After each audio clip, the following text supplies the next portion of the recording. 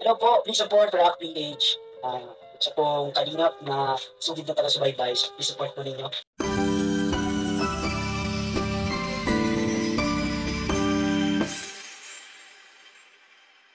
Jomcar Love Team. Mauwi na ba kaya ito sa totoong pagmamahalan? Hala ka! Grabe to! Kuya Jomar, gusto nga ba niya si Carla maging girlfriend after ng debut 18th birthday nito? Naku po! Grabe ka talaga, Jomar. Yan po ang pinakamainit na pag-uusapan po natin ngayon mga kalingap at bibigyan na din po natin ng reaction iyan. Pero bago po ang lahat, magandang mapagpalang araw po sa inyong lahat. Maraming salamat po sa patuloy na suporta at panunood nyo sa aking munting channel. Asahan nyo po na palagi po akong maghahatid sa inyo ng latest reaction video patungkol sa mga beneficiaries ng Kaling App. At wag pala po nating kalimutang suportahan palagi ang ama at founder ng Kalingap na si Kuya Val Santos, matubang at kanyang anak na artistahin, napakagwapong idol ng lahat na walang iba na si Idol Kalingap Rab. Maraming salamat po.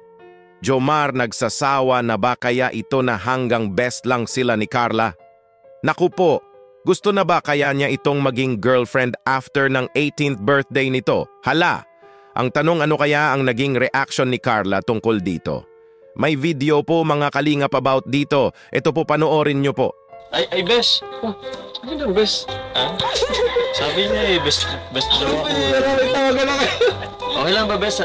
Tulungan na kita, best. Tulungan na kita, best. Sige, best. Uy, hindi ko alam kung matutuwa ba ako.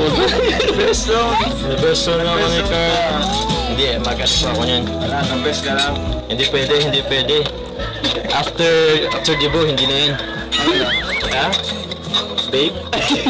Best man. Best man siya nag-aasal. Kami? Hindi pwede. Grabe talaga kayo, Jomcar. Nakakakilig po talaga kayo na marinig na tinatawag nyo ang bawat isa ng best. Wow! Grabe. Jomcar forever na ba kaya? Jomar gusto level up pa ang tawagan nila at gagawin niya itong babe. Naku po, pero ang gusto ni Idol Rob ay best man. Hala! Pero alam naman po natin na for entertainment lang naman po ang Love Team serye nila. Kaya may halong script po talaga ito. Pero kahit ganun pa man ay nakakakilig po talaga silang panoorin. Pero malay po natin sa biruan nila na iyon ay magkatotoo ito sa future. Di po natin alam kung sila pala talaga ang tinadhana na magkatuluyan.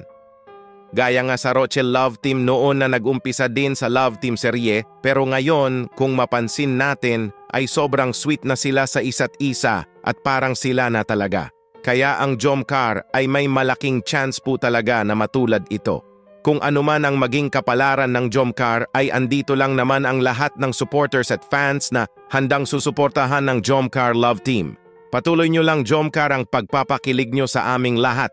Napapasaya at napapakilig nyo kami sa bawat part ng serye nyo. #JomcarLevelUp. Dito muna lang po tayo mga kalingap sa reaction video natin ngayon. Pa-like naman po ng video, pa-subscribe na din po at mag-comments lang po kayo sa mga opinion nyo. Babasahin po natin yan isa-isa. Maraming salamat po, ingat po kayo palagi and God bless us all.